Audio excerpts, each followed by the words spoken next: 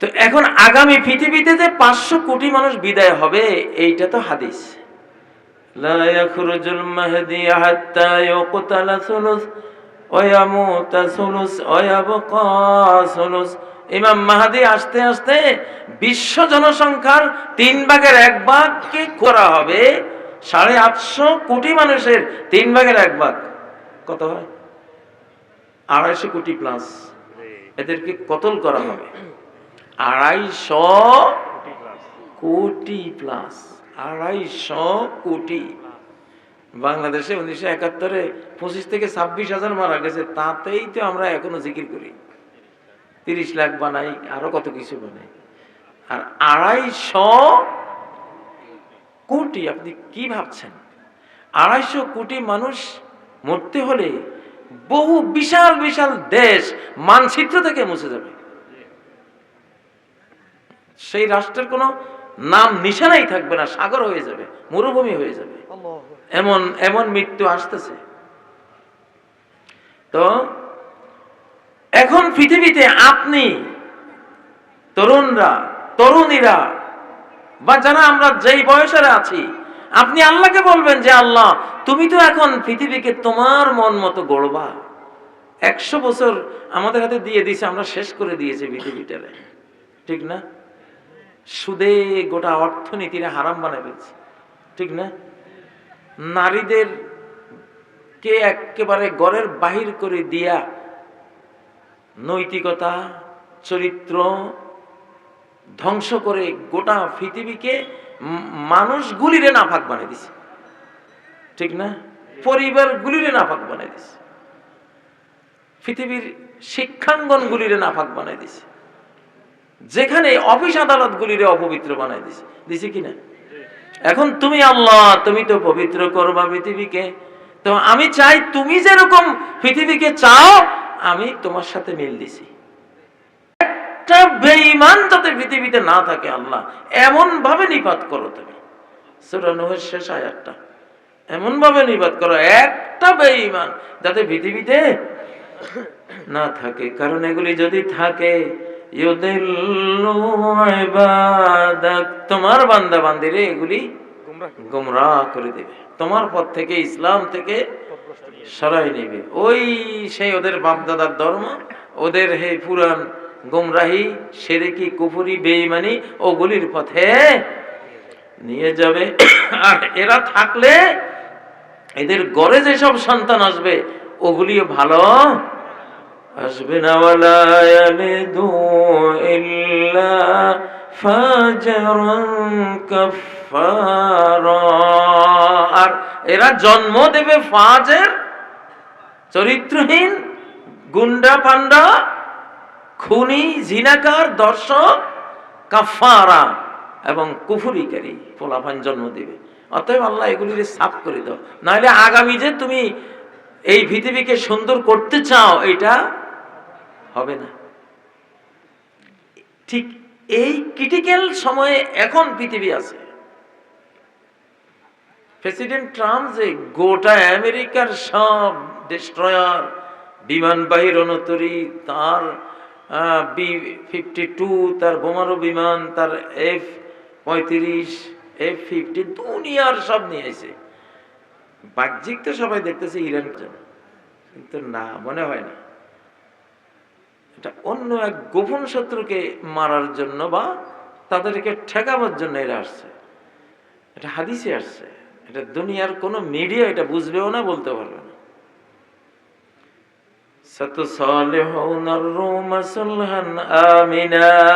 তোমরা মুসলিমরা খ্রিস্টানদের সাথে একটা নিরাপদ সন্ধিতে আসবা। ফাতুকাতিলুনা আনতুম ওয়া হুম আদুওয়ান মিন ওয়ারাইকুম। তোমরা তারা তোমাদের পিছনে বা তাদের পিছনে থাকা এক গোপন শত্রুর বিরুদ্ধে লড়াই করবে। এই গোপন শত্রু, যাই হোক আমি আসবো। মূল কথা কি বলতেছিলাম? সূরা কাহফের আয়াত, কোরআনের আয়াত। আল্লাহর আইন সকল যুগে প্রযোজ্য। আল্লাহর একটা আয়াত, এটা কিয়ামত যতদিন না হবে ততদিন এটা বাস্তবায়ন হবে, যুগে যুগে হবে, বহুবার হবে। তাহলে হযরত খিজির আলাইহিস সালাম খুব সুন্দর বাচ্চাটাকে, সে খেলতেছিল, ঘাড় ধরে একেবারে মোচড় দিয়া কল্লাটা ধর থেকে আলগা করে ফেলে দিলেন। কেন? কয় যে তার মা বাবা ছিল ঈমানদার।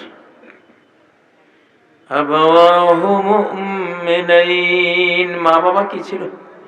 ঈমানদার ছিল। বাংলাদেশ ঈমানদারের দেশ না বেঈমানের দেশ? ঈমানদারের দেশ। কথাটা বুঝে লইন ভালো করে। আমি ভাই সাংবাদিকতা করি, আমি ওয়ার্ল্ড ইউনিভার্সাল নিয়ে সাংবাদিকতা করি। আমার বক্তব্যগুলি হয় ইনফরমেশন টাইপের। এই জন্য আমি প্রচুর গালিগালাজ শুনি। হায় রে গালিগালাজ, আমি হাসি, গো তুমি বুঝো নাই তো? 5 বছরে তুমি ইনশাল্লাহ আমার জন্য অনেক দোয়া করবা, 3 বছর পরে, 5 বছর পরে অনেক দোয়া করবা, যখন বুঝবা যে এটা তো একটা ইনফরমেশন ছিল, সত্য কোরআনের।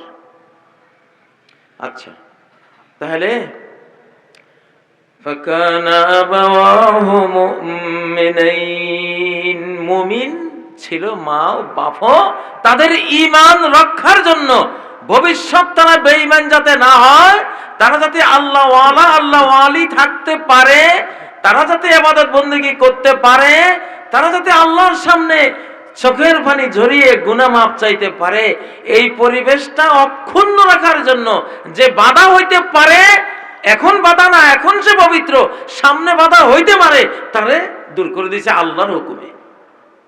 কার হুকুমে? 24-এর 5ই আগস্ট এরকম একখান কাজ হয়েছে, হয়েছে না? না হয়েছে? হয়েছে।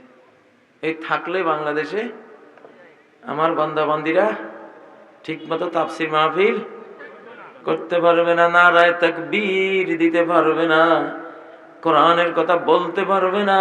যদি 24-এর 5ই আগস্ট ওরা টিকে যেত, এই মাহফিলগুলি আমি জানি টোটাল বন্ধ হয়ে যেত।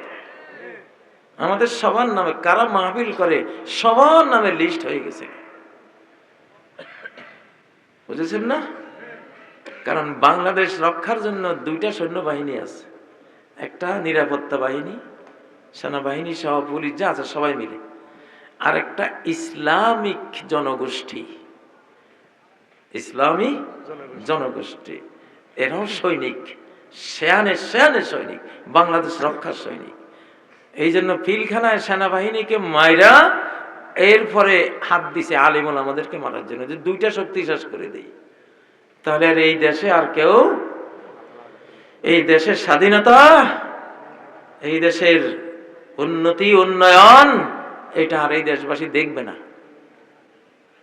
যাই হোক, তো এখন যে অপারেশন থিয়েটারে আছি, আমরা কি এমন কেউ আছি এই দেশে কোরআন আসুক আমার কাছে খুব খারাপ লাগে, আমার কাছে খুব ভালো লাগে না, কোরআনের কথা আলেমরা বলুক, বা আমি তো মুসলিম ভাই, আমি রাজনীতি করি না এখানে, এটা হলো আমি ধর্মীয় বক্তব্য দিচ্ছি, আমি ধর্মীয় নেতা, যদি নেতা হই আমি তাহলে ধর্মের নেতা, আমি কোনো এমপিও না, চৌকিদারও না, ঠিক না বেঠিক? ওয়াজআলনা লিল মুত্তাকিনা ইমামা, একটা নেতৃত্ব হলো নিরেট নিখুঁত ধর্মীয় নেতৃত্ব। এটাতে কোনো পুলিশ বাহিনী লাগে না, সেনাবাহিনী লাগে না, কোনো এমপির পদ লাগে না, কোনো মন্ত্রীর পদ লাগে না, কোনো প্রেসিডেন্ট প্রধানমন্ত্রী হওয়া লাগে না।